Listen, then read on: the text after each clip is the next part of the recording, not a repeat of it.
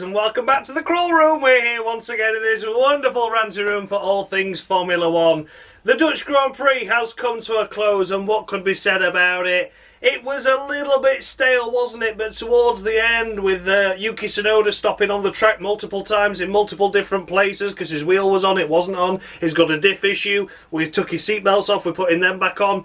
And then, of course, Valtteri Bottas's late retirement, stopping on the pit straight with an engine issue, created a virtual safety car and a safety car, which really mixed everything up, but at the same time, everything kind of just happened as it normally would have done, if that made sense. I think there was a potential for a lot more craziness to have happened in terms of the results, had those virtual safety car and safety cars not happened. But we'll come into that in a moment.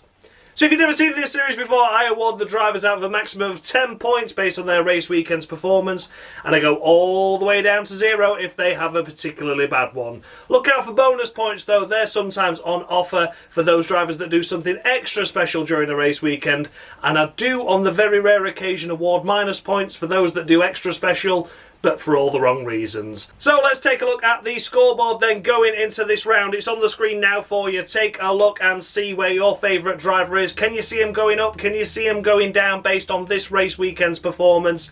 A lot happened this weekend. Some drivers put in some great performances, others not so many. So it's going to be really interesting to see how this table topples and how it all forms after this round. There's a big leader at the top though, there isn't there, George Russell. He's going to take a lot of catching this year, but a couple of mistakes and a Palmer his way, you never know what might happen.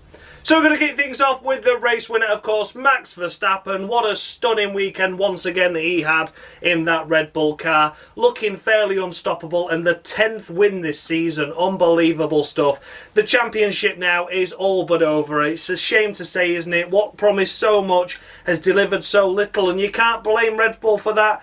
It's solely within the hands of Ferrari. When they had the car to challenge the Red Bull, they just kept fucking up. And they've done it again, really, this weekend, haven't they? Let's be honest. But we're going to come into that in a moment. Max Verstappen, however, though, pole at his home Grand Prix and race victory. Didn't have it all his own way, though, did he? Didn't have it all his own way. They were too busy trying to cover off those Ferraris and totally forgot about the Mercedes cars. It would have been incredibly interesting had that safety car period not happened with Bottas retiring, whether Max would have taken the victory or not. It certainly would have been interesting, that one. It was a bizarre situation, that really was, and it was nice to see that Mercedes were up there. They tried a different strategy and it works for them up until the end, but we'll get there for Hamilton in a moment. But yeah, for Max, it was a solid weekend. He said he'd made a mistake on his actual fastest lap, which was only just faster than Charles, and Charles was the 10th down in sector 2, wasn't he, compared to his best lap. So it was very close for pole, and I think it was always going to be, such is the nature of the Zandvoort circuit. But he took the pole position, took the lead, did really well at the start, made a nice gap. The Red Bull strategy was okay, but not brilliant. Max did everything he could, but then they just forgot about those Mercedes cars, and had it not been for that safety car period for Bottas, they could have left Zandvoort with egg on their face, because I think it could have been potentially a P3, P2 finish and not a P1. All these idiots that are going on about this AlphaTauri conspiracy, at the end of the day, no matter what your thoughts are on that, which are delusional anyway, if you think that AlphaTauri would seriously hinder a car that was bordering on points, to like stop twice on track, get the team potentially heavily fined and heavily into trouble, Yuki to undo his seatbelts and all that stuff. Do you really think they would have done that to help Red Bull? Do you really think they would have done that to help Red Bull? All that debacle to help Red Bull, and in the end it didn't really help them, because they didn't need a virtual safety car. They needed a full safety car period to come out ahead of the Mercedes, and it was Bottas that delivered them that. And if you want to try and make up then that Alfa Romeo with the Ferrari engine are trying to favour Red Bull over Mercedes, then you be my guest. But Yuki Tsunoda, even if that was all done 100% deliberately by AlphaTauri, it was never going to work. And it wasn't done deliberately. It never was. Anyway, that's enough of that. So for Max Verstappen this weekend, it's going to be 9 points on the Crawl Room for me. I feel it was a really good race weekend, really good by him. All said and done, another 26 points, over 100 points in the championship lead now. I'm just knocking a point off, because I do think if that safety car period not happened, he wouldn't have won.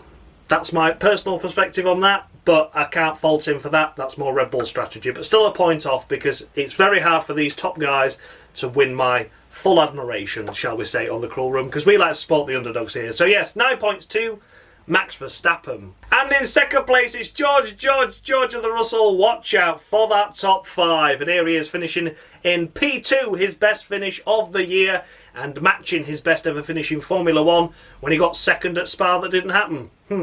Anyway, what could be said about George's race? It was going okay, wasn't it? It was doing okay. The thing is, though, Hamilton had the measure of him throughout the most part of that race, didn't he? He was comfortably ahead of him, out-qualified him, did really well. Hamilton's lap was hindered by Perez. I don't think George had got any further up had Perez had the yellows either, so I've taken all that into consideration. But overall, though, George made that final strategic gamble, didn't it? And he went, I want softs. So he came in, he put the soft tyres on, and away he went. And that netted him the second place. Had he not stopped for those tyres, it'd have been on old medium tyres. And yes, it'd have been a rear gunner to Lewis Hamilton, which is fair enough. Mercedes need to win the race.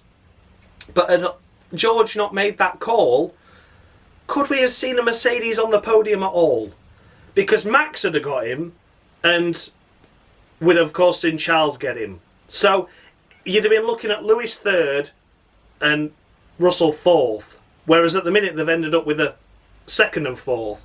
So although it was absolutely done the dirty on Lewis in that situation, for the team overall, a second and fourth is better than the third and fourth that would have come out with, if that makes sense. So yeah, you know, I do feel incredibly sorry for Lewis in that situation, but Lewis wanted the lead. So he couldn't stop, because had he stopped, then Max would have been first. It was all a bit difficult, wasn't it? The timings just didn't quite work out, and I think whatever happened with the virtual and the safety car period all aligned the stars that no matter what Mercedes did, that Red Bull was then going to win, whereas they could have had a chance of victory without those. So, big shame, but for George Russell overall, I'm going to award him 9 points on the Cruel Room. I think he's done a really good job this season. Once again, making the right strategic call at the right time to get the maximum out of his own race. Is it the team game? Not necessarily, but when they're battling Ferrari for P2 in the Constructors, and he ended up finishing ahead of a Ferrari, it plays a big part in the overall championship standings, doesn't it? And George is driving phenomenally well. So yeah, overall, I'm knocking him a point off for the fact that he wasn't on pace with Hamilton throughout most of the weekend, if at all, any of it. But that final strategic call gains him a point or two from me personally, because he then ended up with the best result possible for the team. So yeah, 9 points to George Russell. And then we come to Sha-la-la. It's Sha-la-la, and here he is on the podium. And what could be said, possibly the best result out of a situation where it looked like Ferrari had turned up this weekend, didn't it? It looked like Ferrari were there, going to be so close for the fight for victory, so close in qualifying, and then the race, it just fell a bit flat, didn't it? It was over 10 seconds behind everyone prior to this pit stop. Mercedes had the measure of them, Red Bull had the measure of them, well, Max did anyway. And overall, it was just a bit meh, wasn't it, really? Just a bit meh. The race pace just wasn't there. Which was a shame to see, because I really thought we were going to have a 6-car fight in this race weekend. But it just didn't deliver, did it, unfortunately. For Charles, it's going to be 8 points on the Cruel Room for me. I think he drove really well, did a great job. The mistake in qualifying definitely knocks him a point off, because that could have maybe changed the pace of the race. He could have set the pace as opposed to the Red Bull, and it wouldn't piss off into the distance. Yeah, overall though, just nothing special again, is it? It's a great drive, it's a deserved podium for Charles, but the championship slipped away now. This one was a meh weekend by Ferrari overall. Didn't do anything wrong, but just didn't do anything right. Wasn't anything special, and there we go. 8 points to Sha-la-la. And then we come to Lewis Hamilton. Perhaps his luck has deserted him once again, and it certainly has done. All the luck he's gained throughout the years has just deserted and dumped him this year. And yeah, bad luck once again. Bad strategic gambles by Mercedes to not pit him, but then if they'd have pitted him, he wouldn't have been leading, so then he's never going to win, because he's never going to be able to beat a Red Bull on pace. So do you do it on track position? it was all just a bit difficult at the end there, wasn't it? But a fair play to Lewis. It was a great drive up until that point. A great qualifying lap that I think would have netted him P3. But instead he started P4 with Perez's spin, wouldn't it? But it would have been close. It would have been close to getting up there into the front row. But I don't think it was going to be quite enough. Having said that, though, the race itself all unravelled at the end, as we all know. And those radio messages to the team really grated me. Really grated me. It was needless. It was needless. And this is the thing. The drivers are selfish. They look at it from their perspective and their perspective only. But as mentioned with George, yes, he went on soft tyres. If he'd have pitted for the soft tyres, Hamilton, and then realised Max was ahead of him and George was ahead of him, then he'd be going, why have you pitted me on the soft tyres? So again, it was a situation where Mercedes were damned if they did and damned if they didn't. It was a difficult one, and I think the way that Lewis kicked off at the team was very unprofessional of him. It's been a difficult year for him, and they've done some fantastic strategic masterclasses in the past. The reliability of this car is getting him at places very, very well. It's only been 2 accidents for the pair of them. It's the only 2 retirements Mercedes have had. The reliability has been almost impeccable, apart from Spain, where Lewis had to back off for cooling. But the reliability is there. The pace is getting better. The strategy, they had the strategy to win. Their strategy was all eggs in one basket, let's just go for it. And they almost pulled it off. But that safety car unravelled it all for them.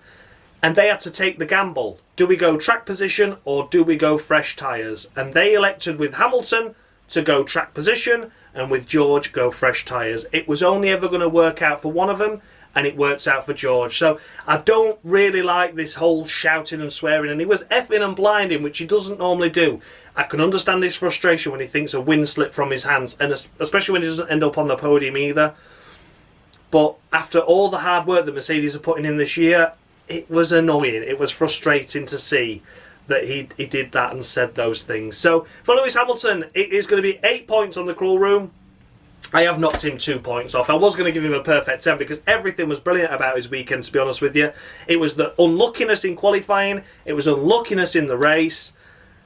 But then that annoyed me. The shouting annoyed me. The shouting and practically screaming down the radio annoyed me. The effing and jeffing I felt was borderline unacceptable. And that's why I've knocked him 2 points off. So yeah, 8 points to Lewis Hamilton. And next up we come to Sergio Perez.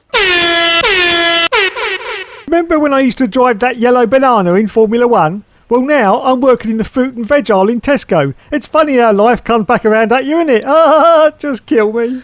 There we go. It had to be, I'm afraid. It had to be Palmer of the week for Sergio Perez. What a disappointing race weekend by him. Spun in qualifying, was a mile off the pace compared to Max, half a second around such a short circuit, never contender for a podium, didn't play any team role, team game really. The Mercedes came barrelling by him with little to no effort. The Ferrari, it just all was just pathetic. And I mean, he was 6th on the road, wasn't he? He finished behind Sainz, but we'll come to Sainz in a minute. But yeah, fifth, and Max is winning it. And you know, it wasn't easy for Max with strategy, but the pace. Perez had nothing, and we've seen this now, this lull after this summer break. He's had no pace at all, has he, Sergio? And it's a great, great shame. You know, okay, you know, he's not going to win the championship this year. Max has already got that wrapped up, but it should be a lot closer than it is, shouldn't it? Should be a lot closer. So yeah, unfortunately, it's Palmer of the week to Sergio Perez. And then we come to Fernando Alonso, and here he is finishing in 6th place after qualifying 12th or 13th. Can't remember, but he was around there anyway. Great drive this weekend, once again by Alonso. Made some great moves when he had to. Great strategy by Alpine. And overall, he just finishes best of the rest once again, doesn't he? Fantastic, fantastic stuff. 6th place, 8 points, ahead of McLaren again. Fantastic stuff. Alonso has really got to grips with this car now. He's got to grips with the team. The first few bad races aside, he has been impeccable this year. He has done really, really well. So well done to Alonso for that. I don't think Aston Martin are going to be too unhappy about taking him for next year, but I think Alpine will be sad to lose him, certainly with these performances of late. And for Fernando Alonso, finishing best of the rest, doing the best job he can overall this weekend. It's got to be a perfect 10, hasn't it? Got to be a perfect 10 for Fernando Alonso. Drove really smart, really clean, some good overtakes, some good battles, picked his fights well. And yeah, overall, faultless. Perfect 10 to Fernando Alonso. Next up, it's Lando Norris in the McLaren, the only point-scoring McLaren this season, pretty much. And once again, the only point-scoring McLaren this race. Finishing in 7th, crossing the line 8th, of course. We'll get to Sainz in a minute. For Lando, I think he drove the best job he could. I think Alpine really surprised McLaren. The Alpines were down and out in qualifying, weren't they? Lando put a great lap together in qualifying to get himself up into P7. So he was best of the rest. All he had to do was maintain position. But Alpine out-strategied him. Alonso out-raced him. And here they were, finishing behind the Alpine, but still did a really, really good job, did Lando. He did a great job, as always. And when you consider where Ricciardo is this year, okay, he's been binned off, he's been sacked off, he's not a McLaren anymore. But you'd think Ricciardo would do it for himself as opposed for not trying for the team, if that makes sense. Ricciardo's trying to keep himself on the grid. He wants to represent himself in the best possible light. He's down there in double digits. Lando is fighting with the best of the rest. So for Lando Norris, it's going to be 9.5 on the crawl room. Not quite a perfect 10 because he didn't finish best of the rest ultimately. But I don't think there was much more he could have done to get that position. So it's 9.5 to Lando Norris. And then we come to Carlos Sainz, and is he really going to stay 8th? Is he really going to stay 8th? I'm not so sure. I don't know what that overtaking thing's going to bring, if at all anything, but he definitely overtook on a yellow flag there with Ocon, didn't he? Unless they decided he didn't. But this 5-second time penalty is a result of an unsafe release out of the pit box. It was a tight squeeze, wasn't it? It's a very close pit lane. McLaren were ahead of him. He had to slowly work his way out. It wasn't an unsafe release by Ferrari as such, but they should have borne in mind how slow he would get out. It was an unsafe release in the end, and it was just unfortunate that he netted himself a 5-second time penalty. And overall, it just came undone, didn't it? No pit stop went right for Carlos Sainz. He had a 13-second stop. He had a stop that gained him a 5-second time penalty for an unsafe release. He had one stop that was okay, and I think it was like 3 points something. So even then, it wasn't like the 2 points that we're expecting. Overall, just a disaster. A weekend to forget by Sainz. And it was all Ferrari's doing. All Ferrari's doing, once again, I'm afraid to say. He was taken out of that fight incredibly quickly due to no fault of his own. And yeah, there we go. Finished 5th on the road. Finishes 8th after his 5-second time penalty. Whether he'll keep this or not, I've no idea. I'm sure he probably will, but then again, I don't know. But we'll see what the yellow flag infringement brings. But for now, he's P8, and I'm scoring him 7 points because it was just a disastrous weekend for him. People are going to say, yeah, only a point less than Charles, and he didn't. I just feel so sorry. I just feel so sorry for Sainz because there's always something going wrong for one of the Ferraris. This time it was Sainz's turn, and it's just such a shame. So yeah, 7 points to Carlos Sainz, a solid 7. It's the best I can do, really. I should really award him more just out of sympathy, but it's very rare I give sympathy points out this year, or on the cruel room at all, otherwise I may as well call it the very kind room, and just give everyone 3,000 points and told everyone they did fantastic. So there we go, 7 points to Carlos Sainz. Then we come to Esteban Ocon, finishing 9th place, and he said before the race, our aim is to get into the points. So that was job done in that sense, wasn't it? Finishing P9 after starting P12 or P13, can't remember which way around the Alpines went. But nonetheless, did a great start, actually. He was up into the points at the start. He overtook like 3-4 cars, did a great job. And the strategy just didn't really quite play out for him, did he? He was as high as 7th, but ended up slipping to 9th as a result of these pit stops, the virtual safety car, the safety car period. All a bit unfortunate there. I feel I've scored him a little bit harshly, but based on where Alonso finished, I feel Ocon has delivered a solid result and a great drive once again. I've awarded him 7.5 points, and I think that's harsh by a point in all fairness. I think I've done him the dirty there a little bit, but I don't want to take anything away from Esteban Ocon's race. I do feel it was the strategy that cost him a better position than before. But he wanted to finish in the points, and he did finish in the points, so I suppose it's a big tick in that sense, but he'll be frustrated that he wasn't up there with his teammate. And I don't think there was anything he could have done about that, so that's why I'm feeling I'm a little bit harsh. But, you know, you make your own luck in this game. He had a great race weekend last weekend, a brilliant race this weekend as well. Just scored him a little bit harsher, though, looking back on it. But 7.5 to Ocon. It's all swings and roundabouts on the cruel room. I'll probably award him an extra point somewhere where people don't think it's deserved, and it all balances out. But yeah, for now, a harsh 7.5. And then we come to the last of the point scorers. It's Lance Stroll for the 5th time this season, finishing in 10th place and netting himself 5 points. Phenomenal stuff. Well done, Lance. To be fair to Lance, though, this weekend he drove really, really well. Into Q3, his teammate out in Q1, and overall drove okay, drove really well. It looked like he was going to lose out on the points, didn't it, at one point? It was in 11th, but this virtual safety car and safety car period boosted him up to the tail end of the points into that 10th place, and that is where he stayed. So for Lance Stroll, it's going to be 8 points on the cruel room. I think he drove really well there and makes up for that rant I had with him last weekend, where in theory I shouldn't have really just given him 2, but you know, I hate the guy. But when he drives well, I thought he drove really well there and deserves 8 points on the cruel room. So well done to Lance Stroll. Outside the points, we have Pierre Gasly. What could be said for Pierre's race weekend? It was a struggling one, wasn't it? It was a tough one. Out-qualified by Yuki. But in the race, just missing out on the points. Just missing out on the points. Such a shame to see that happen.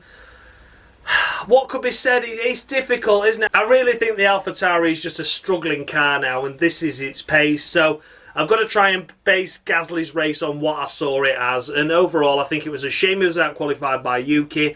Yuki was out-racing him as well at the start of the race. I can't quite remember what positions either car were in when Yuki had his issues, but I knew they were close together. And to just miss out on points is incredibly frustrating. So for Pierre Gasly, I'm going to award him a solid 7 on the cruel room, and we're going to leave it at that, I think. It's a shame he's linked with Alpine for next year.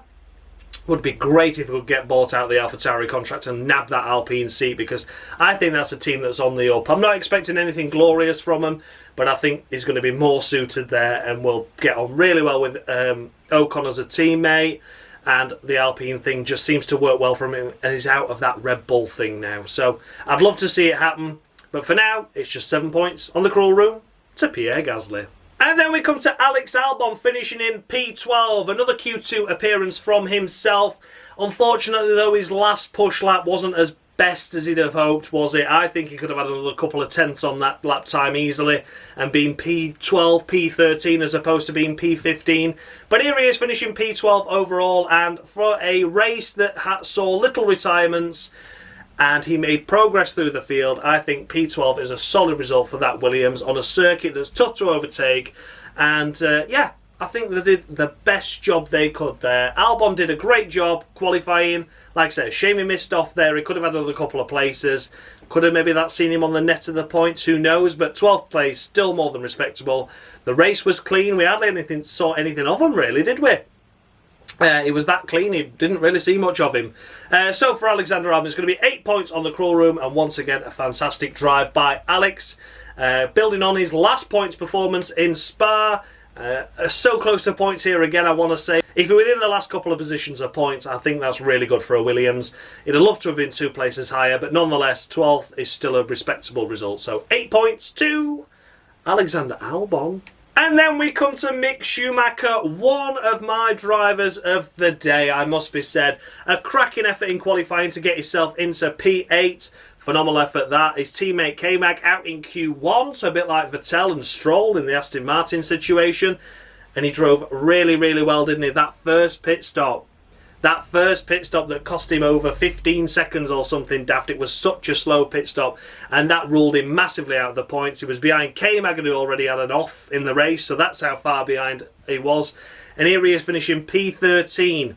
3 places outside the points, and you lost 20 seconds in a pit stop. In a car that's been difficult to drive this year and had moments where it's just been totally crap. Take Spa last weekend, absolutely nowhere all weekend. Here he is doing wonders with it again.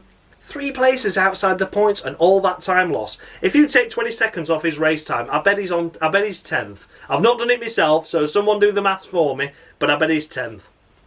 And that would be Frustrating to know that he lost out because of a slow pit stop, and I thought he drove really well this weekend. One of the best performances by Mick Schumacher. So for that reason, I'm going to award him 8.5 this weekend. Such a shame he didn't get the points. That wasn't his fault. It was Haas. He could have. I'm sure he'd have been about 10th. I'm sure he would have been. That late safety car, you know, I think he could have done it. Had it not been for that point, for that slow stop, we could have seen a Haas and Mick Schumacher in the points once again. So frustrating, but not Schumacher's fault. 8.5 to him. Next up, we have Sebastian Vettel in the Aston Martin, and his teammates finishing in the points, and he's down in P-chuffing nowhere, isn't he? What a shame for Seb. I've avoided giving him a Palmer, and I don't know why, actually, on reflection, because it was a bit poor, wasn't it? But all I will say is that he's a great guy, Seb, isn't it? He held up, oh God, he held up, didn't he? He held up fucking Hamilton as well. Oh, why haven't I given him a Palmer? Oh dear, I've proper fucked up here, haven't I? He should have got a Palmer. Instead of giving 4 points. I mean, how generous is 4 when I'm thinking he should have got a Palmer now? On reflection, that's completely wrong, and I massively apologise for that. So, yeah, it's 4 points on the cruel room for now for Seb, but yeah, he's escaped a Palmer, hasn't he? What the hell were I thinking when I sent Dan the scores over for that? Fuck's sake. I apologise for that. I really do. That should have been a Palmer. He drove badly, didn't he? Yeah, I forgot he held up Hamilton. Shit. Anyway, it's 4 points on the cruel room for now. Sorry it wasn't a Palmer. Yeah, I can't say anything else. And then we come to Kevin Magnussen. I wonder who's faster in a race, me, an esports gamer, or an old granny on a mobility scooter. I'm too scared to actually do it for fear of losing. Oh, Kevin, what are you doing, man? What was that this weekend? What was that? Oh, he definitely deserved a Palmer. I know Vettel escaped one, but K-Mag definitely deserved one. Out in Q1, his teammate qualifying in P8, of course, getting into Q3, him out in Q1. And then in the race, he made a big mistake, didn't he? Running around 15th, he gained a couple of places from his starting position. Went off at turn 3, clattered into the barriers, spun back out onto the track. Was very lucky the car didn't have damage for 1, and was very lucky he didn't collect another car for 2. Then he was running around at the back. Mick had his issues, and Mick still finished ahead of K-Mag.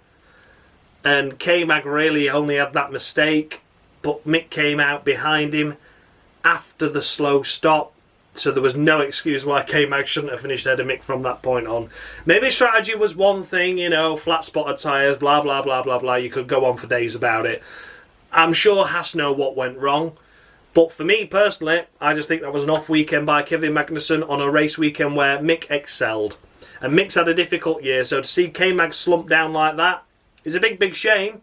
And it nets him a Palmer of the Week, I'm afraid. So yeah, unfortunately, Palmer of the Week to Kevin Magnussen. And then we come to Zhou Guanyu, and I really need to think about how I'm going to judge these Alfa Romeos going forward, because their early season pace has clearly vanished now. I've given Zhou a middle of the road 5 this weekend. I think there were some good battles he had, some good overtakes and some good defensive drives as well.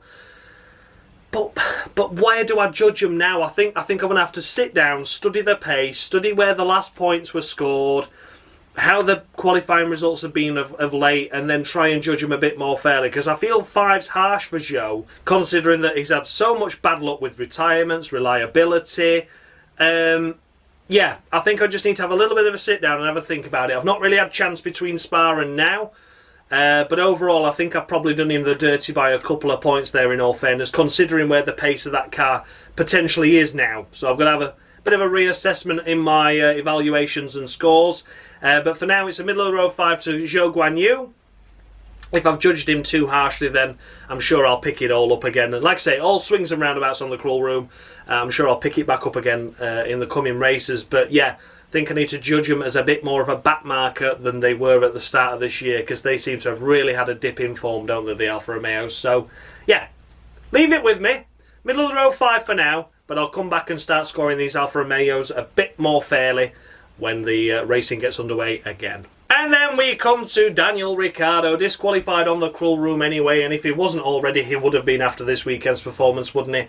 P17, what on earth are we talking about here? P17 in qualifying, was he? He was out in Q1 anyway, so it doesn't matter where you are in that zone, you're out in Q1. You shouldn't have been. Pathetic, crap effort, race, crap. Made nothing of the situations of the virtual safety cars, the safety cars. Was just firmly at the back. 10 places behind his teammate on a 20-car grid. Oh dear. Yeah, unfortunate, isn't it? I love Daniel Ricciardo to bits. I really, really do. But this is just getting tedious now.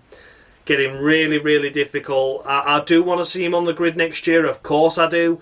But performances like this, even Williams wouldn't be interested, would they? Let's be honest, there is no one on that grid at the moment with the state of mind that Ricciardo's in. I mean, you know, we talk about mental health and everything, and I do think Formula One is a cutthroat sport, and yes, I come on here and I rant and I shout about the drivers, but I understand when someone's struggling, and Daniel Ricciardo is clearly struggling, isn't he? And you know, as much as I shout and rant about him and everything like that, that's just the concept and the nature of this series. I wouldn't want anyone to ever think I was doing this seriously and seriously actively hating on drivers because, you know, they race around for our entertainment. And yeah, okay, they're getting paid millions of pounds and they've probably got yachts and multiple homes and everything like that. But if you're not right in here, you're never going to deliver and you're never going to be happy no matter what material possessions you have. So yeah, Daniel Ricciardo, it's a huge shame what's going on right now. I'm disappointed to see this constantly. I'm sure all the McLaren fans are, Ricciardo fans are, and I'm sure most of the paddock would love to see a stunning result from him. A fantastic P7 finish, something like that. The best of the rest. And I hope it comes soon for Danny Rick. I really, really do. But for now, it's just dire. It's just dire. You can't offer any praise. You can't take any positive from a weekend where he's at the back. Such a shame. Such a shame. So there we go. He's disqualified anyway on the cruel room. Remains disqualified. And another tough day at the office for Daniel Ricciardo. Next up, we have Nicholas Latifi, disqualified on the cruel room anyway, finishing a stunning P18 and last of the finishers. Wowee. Miles off the pace. Just crap. Just absolute dog shit. Again, sure he's a lovely guy. Seems like a nice, approachable person, but he just... We need to make way. We need to make room for new talent to come through Formula One. We can't be having dead wood sat propping up the back of the grid. We need some talent in the car, and Williams could put so many great drivers in that car that would cost them next to nothing because they're just young, youthful drivers wanting to experience Formula One, and they could deliver so much energy to the team and joy. So, yeah, there we go. Bit of a shame, but there we go. Nick Latifi disqualified anyway. Last of the finishers. And then we come to the first retirement on this list, of course, the last in the race, and it is Valtteri Bottas in the Alfa Romeo. And I know I mentioned that I didn't score Zhou potentially fairly with 5 points for his race weekend's performance. For the retirements, I only normally score a maximum of 5 anyway. But for Valtteri Bottas, it's going to be 3 points. 3 points to him because Zhou was out racing him. He was doing a great job out racing him there. For the most part, Bottas was out in Q1, Zhou got through into Q2. He drove well. I think Zhou drove well, and Bottas not so much. I think it was a difficult race. And even prior to him blowing up, I think Zhou was ahead of him still anyway, wasn't he? So, yeah, all a bit of a shame for Bottas. And again, this is what I'm thinking. This Alfa Romeo pace is clearly lacking now, isn't it? If Bottas can't get up there, no disrespect to Zhou, but something must have gone wrong within that team for this to all fall apart. You know, this constant Q3 attempts. Even if you're not in the points, you should be on the verge of points, not 15th and retiring. And, you know, bit disappointing, isn't it? So, yeah, Valtteri Bottas, 3 points out of a maximum of 5 based on a race weekend's performance that I normally do for the retirements. And that's the end of that. And last, but by no means least, this is, of course, Yuki Tsunoda, disqualified on the cruel room anyway. And in regards to this whole situation of seatbelts on, seatbelts off, you've got a wheel off, you've got a wheel on, you're safe to continue. No, I think it's mid-diff. I just think that was a massive meltdown in communication between AlphaTauri, the driver, the crew, the team, the pit crew going, well, all wheels were definitely on. Well, our telemetry is definitely saying they're already on. Jump out, Yuki. No, don't fucking jump out. If everything's all right, go. Go again, go. So there was no malice in that meant whatsoever. And you'd think if AlphaTauri are going to go to all that effort to hinder one of their drivers to favour Max, surely they'd have wanted to do it to favour Pierre more, so AlphaTauri scored a point. You know, it all plays out, and all this, once again, this fucking Twitter community are just, F1 fans are just ridiculous. We're having a go at Red Bull's strategists now, and shouting and screaming at them because Hamilton didn't win. We've got people shouting and screaming about AlphaTauri conspiracies because Ferrari didn't win. It's just like, oh my god, like, fucking calm your tits. Like, do you really think a multi-million-pound team are going to park a car up at the side? Actually, don't answer that because Renault crashed on purpose in Singapore. But they were the same team at least. Do you think an opposing team, and I know AlphaTauri and Red Bull are the same thing, we all know that, but they run under different premises and they have to build different cars. Get that, totally get it that they are the same effectively, but AlphaTauri have got their own interests in terms of their sponsorships, their shareholders, their businessmen that come in and get these days experiences. No one's going to want to see their car parked up at the side of the road with AlphaTauri, Red Bull clothing on the side of it, are they? No, they're not. So there we go. Disqualified on the cruel room anyway. That's my mini rant about F1 fans once again, and F1 Twitter as always. Yeah, there we go. That's the end of that. So there we have it. Those were the runners and riders of the Dutch Grand Prix. Let me know your thoughts and feedback down below. Did I score any drivers too high? Any too low? The scoreboard updated with this race weekend scores are on the screen now. Take a look and see if your favourite driver has risen or fallen. Were you right with your predictions on what we're going to score him? Did I get anything drastically wrong? I definitely got Vettel wrong, I know that much. As always, a massive thanks to Dan Mushy Gaming for providing me with this Crawl Room scoreboard, for providing me with the intro, and also for providing me with the little icons of the drivers in the corner that you'll be seeing now. He's done all them for me, and he works absolute wonders on this series, so thank you so much to Dan. He makes this series a lot better, because without him, this series would be more pointless than it already is. And a massive thank you, as always, goes out to Dave, F1 Games PlayStation, for the Jolie and Palmer skits that you all know and love. I'll see you all next time. I'm going to borderline promise it'll be for a Monday, but I can't actually remember when the next race is. It's been that busy for me lately. So yeah, I hope to see you all Monday 6 PM for the next F1 race, which is Monza. I might be wrong again. But yeah, look forward to seeing you all then. Thank you so much for watching, guys. And as always, much love.